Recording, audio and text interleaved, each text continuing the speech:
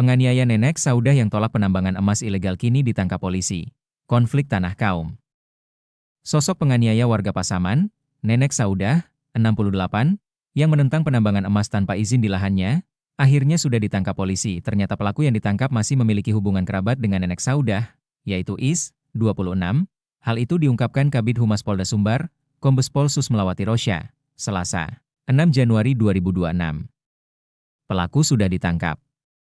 Berdasarkan hasil penyelidikan pelakunya satu orang, yaitu Is, kata Susmelawati yang dihubungi Kompas.com.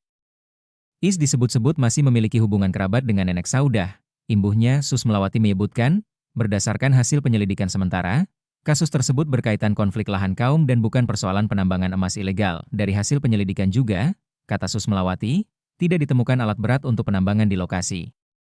Bukan soal penambangan emas ilegal, ya, tapi dari hasil penyelidikan sementara yang disampaikan Kapolres itu karena konflik tanah kaum, kata Susmelawati. Susmelawati menyebutkan, kasus ini menjadi atensi pihak kepolisian karena menyangkut penganiayaan terhadap seorang nenek. Kasus ini menjadi atensi Pak Kapolda. Kita serius menanganinya, kata Susmelawati. Sebelumnya diberitakan, Nenek Saudah, warga Kecamatan Rao, Kabupaten Pasaman, Sumatera Barat, babak belur dihajar hingga pingsan dan dilarikan ke rumah sakit. Ia babak belur akibat menentang penambangan emas ilegal di lahannya. Sang anak, Iswadi Lubis, 45, menceritakan kronologi peristiwa ini. Menurutnya, insiden ini berawal dari Saudah yang mendapat informasi lahannya di Jorong Lubuak Aro, Nagari Matinggi Utara, Kecamatan Rao, Pasaman, hendak dimasuki. Penambang emas ilegal.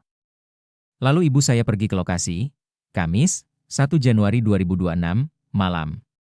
Namun di tengah perjalanan, ibu saya dilempari batu, dipukuli hingga pingsan, kata Iswadi yang dihubungi Kompas.com. Iswadi menuturkan bahwa ibunya sempat disangka meninggal dunia oleh para pelaku. Dalam kondisi pingsan, Nenek Saudah disebut dipindahkan ke semak-semak.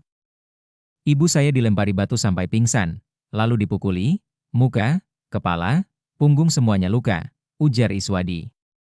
Setelah pingsan digoyang-goyangkan, dikira sudah mati, lalu dibuang ke semak-semak.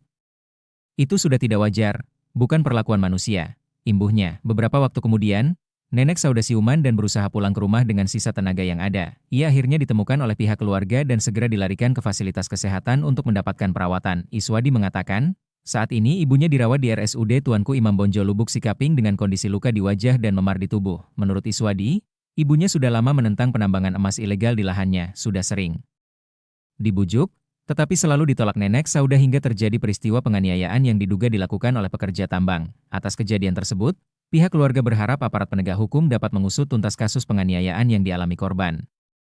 Saya berharap kepada pihak berwenang, termasuk Presiden Prabowo, agar kasus ini diusut tuntas dan pelakunya diproses sesuai hukum tanpa pandang bulu, kata Iswadi. Berdasarkan keterangan Saudah, kejadian bermula saat dia mendatangi lahan miliknya pada siang hari. Ia menduga lahan tersebut diserobot oleh para penambang ilegal yang beraktivitas di lokasi tersebut. Saudah mengaku telah meminta para pekerja untuk menghentikan aktivitas penambangan di lahannya. Permintaan tersebut sempat diindahkan, namun para penambang kembali beroperasi pada malam hari. Siang hari mereka bekerja di tanah saya. Bukan dilarang, tapi diminta berhenti dulu.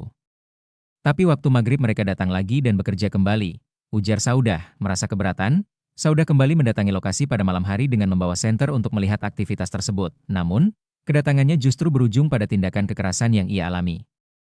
Ia mengaku dilempari batu secara bertubi-tubi hingga terjatuh ke arah pinggir sungai dan kehilangan kesadaran saat kejadian. Saya datang dan menyorot pakai senter. Tiba-tiba saya dilempari batu banyak sekali sampai ke pinggir sungai. Setelah itu saya tidak sadar lagi, katanya, seperti dikutip tribunjatim.com via tribun-medan.com, Selasa, 6 Januari 2026,